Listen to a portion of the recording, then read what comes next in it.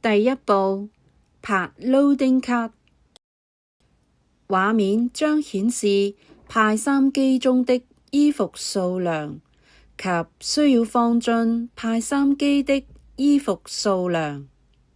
上方顯示派衫機中各種類、各尺寸衣服的數量，下方則顯示各種類、各尺寸的衣服需要放入的數量。第二步，把衣服拍在衣服感應處，左右移動。派衫機成功感應到衣服後，畫面會轉變。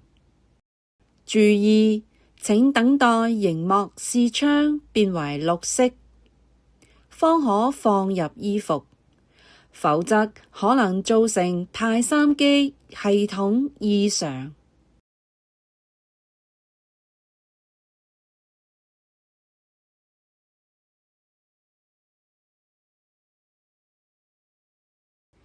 第三步，螢幕視窗變為綠色後，放入衣服。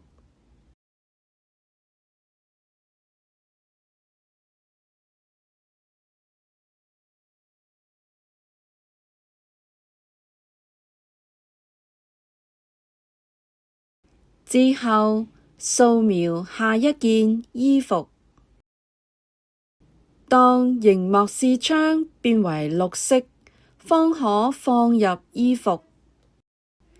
然後循環此一過程，直到放入所有你需要放入的衣服為止。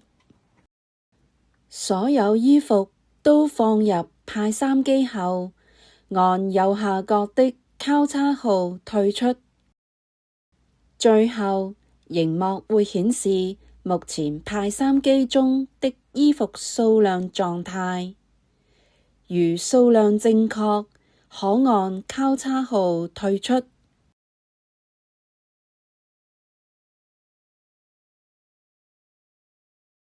完成。